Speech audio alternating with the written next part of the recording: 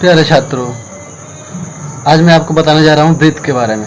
ठीक है, ब्रीथ के बारे में। ब्रीथ क्या है, ब्रीथ में क्या क्या होता है, ब्रीथ से संबंधित सभी सवालों को हल कैसे किया जाता है, और वो कौन सा ऐसा तरीका है, वो कौन सा ऐसा पहलू है जिसके माध्यम से हम ब्रीथ से संबंधित सारे क्वेश्चन, सारे सवालों के जवाब यूँ चंद मिनटों में, बोले तो चंद सेकंडों में सॉल्व कर दे। ठीक है, तो इसे अच्छी तरह देखने के लिए, समझने के लिए आप इस वीडियो को ध्यान से देखें और हमारी बातों को समझें। ठीक है, सबसे पहले हमको इसके कॉन्सेप्ट के बारे में समझना होगा कि ब्रीथ में क्या क्या होता है। ठीक है, ब्रीथ में बहुत ज़्यादा कुछ नहीं होता है।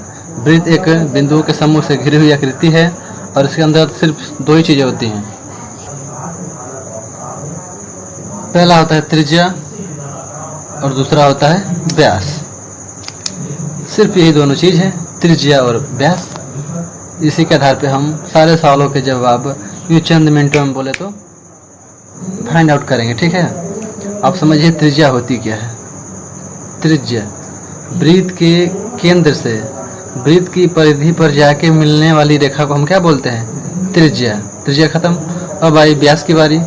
तो व्यास ब्रीथ के अंतर्गत बनी हुई किसी एक त्रिज्या के विपरीत दिशा में फिर से हम दूसरी त्रिज्या अगर तैयार करें, मतलब केंद्र से लेकर के परिधि पर फिर एक बिल्कुल इस वृत्त की त्रिज्या के विपरीत अगर हम एक त्रिज्या ड्रा करें, जैसे इमेजिन कीजिए ये एक क्या है, एक और त्रिज्या। ठीक है, अगर आप नॉमिनेट कीजिए ए ओ है, ये बी है और ये सपोज ए है। ठीक है, तो ओ भी त्रिज्या है और ओ ए भी त्रिज्या है। अगर हम दोनों त्रिज्याओं को ऐड कर दें, मतलब ओ बी प्लस ओ ए, तो क्या बनेगा हमारा? ए बी, और ए बी ही होता है व्यास। समझ रहे हैं? डायमीटर। मतलब हम ये कह सकते हैं कि जो व्यास होता है त्रिज्या का दुगना होता है ना, या हम दूसरे तरीके से ये भी कह सकते हैं कि जो त्रिज्या होती है व्यास की क्या होती है? आधी होती है। समझ रहे हैं आप? It means radius is half of diameter of a circle, और you can also say that the diameter is 2 times equal of radius. समझ रहे हैं? अब तक आप समझ गए कि त्रिज्या क्या होता है, व्यास होता है। ठीक होता है, समझ रहे हैं आप? और वृत्त से संबंधित सवाल जो होते हैं उनमें सिर्फ दो ही चीज़ पूछे जाते हैं कि वृत्त के क्षेत्रफल क्या होगा या वृत्त का परिमाप क्या होगा। अब इसके अंतर्गत ही आप वृत्त की त्रिज्या भी निकाल सकते हैं, वृत्त का और व्यास भी निकाल सकते हैं, और वृत्त का क्षेत्रफल भी निकाल सकते हैं, और वृत्त का परिमाप भी। ठीक है, तो सबसे पहले हम चर्चा करेंगे वृत्त का क्षेत्रफल। First we will mention about the area of circle, after we will mention about area of perimeter. Okay, and also we will mention about how to find radius and how to find diameter. Only these are steps, या so you should stay here till last. So let's start video. तो प्यारे छात्रों, हम पहला चीज़ पढ़ेंगे area of a circle, वृत्त का क्षेत्रफल। इसके लिए फॉर्मूला होता है पाई आर स्क्वायर। ठीक है, ये होता है एरिया का फॉर्मूला, पाई आर स्क्वायर, जहाँ पाई एक नियतांक है जिसकी वैल्यू होती है 22/7 या फिर 3.14। ठीक है, आर बोले तो आर स्टैंड फॉर रेडियस, और वृत्त की त्रिज्या आपको दी गई रहेगी। जैसे आपको बोला जाए कि यदि किसी वृत्त की त्रिज्या जो है 7 सेंटीमीटर है, तो एरिया क्या होगा? आपको एरिया के फॉर्मूले पर सेटअप करना है। तो एरिया के लिए फॉर्मूला क्या होना चाहिए? पाई आर स्क्वायर, और पाई की value 22/7। R square means r into r, तो आर की वैल्यू 7 ऑलरेडी आपके पास दिया गया है, 7 इंटू 7। ठीक है, 7 से 7 कट जाएगा, क्या बचा? 7 और 22, तो 22 7 जा 154 centimetre square. Let's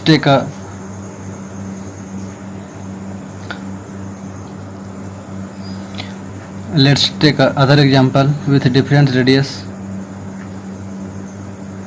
Now r equal 14 centimeter, and you asked that what is the area of a circle. If you have a radius as 14 centimeter, now you have to use a formula of a circle, area of a circle, which is pi r square, where radius is 40 centimeter and pi is a constant and the value of pi is 22/7 or 3.14.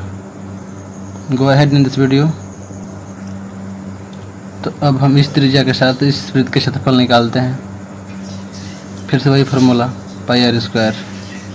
पाई की value मैंने बताया पहले ही 22/7 और are की value 14 दी गई है, ठीक है।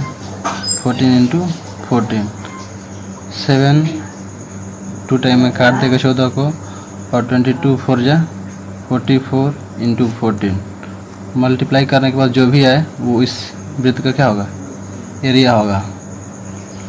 कभी कभी क्या होता है कि वृत्त का त्रिज्या न दे करके व्यास दिया रहता है, तो आपको पता है कि जो व्यास होता है वो त्रिज्या का क्या होता है, दुगना होता है। तो त्रिज्या को 2 से मल्टीप्लाई कीजिए या फिर व्यास को 2 से डिवाइड कीजिए, आपको त्रिज्या मिल जाएगा। और जैसे त्रिज्या मिले बस इस फार्मूले पर सेटअप कीजिए और ये चुटकी में ही किसी भी वृत्त का एरिया निकाल लीजिए, ठीक है। Okay, first was area of circle and second is perimeter of a circle and the formula of perimeter of a circle is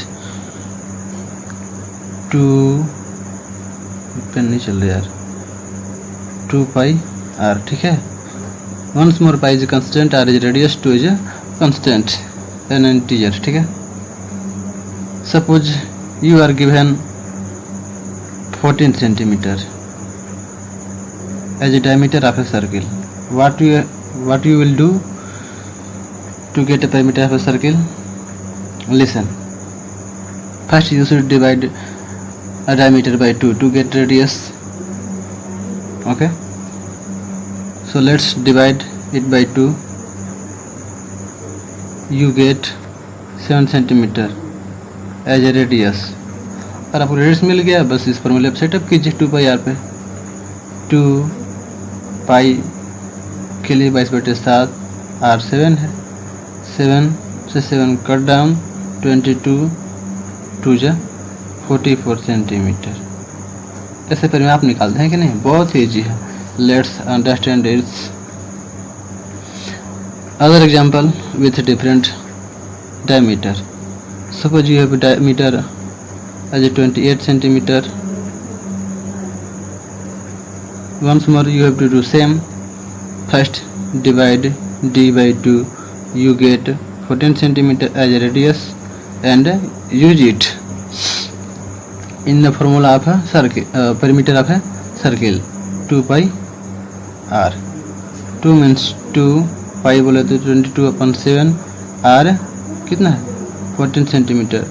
7 से कटेगा 2 टाइम में 2 2 जा 4 एंड 22 4 जा व्हाट विल क्या हो गया 88 सेंटीमीटर, है कि नहीं। ये पेरीमीटर था, पहले की वीडियो में एरिया था।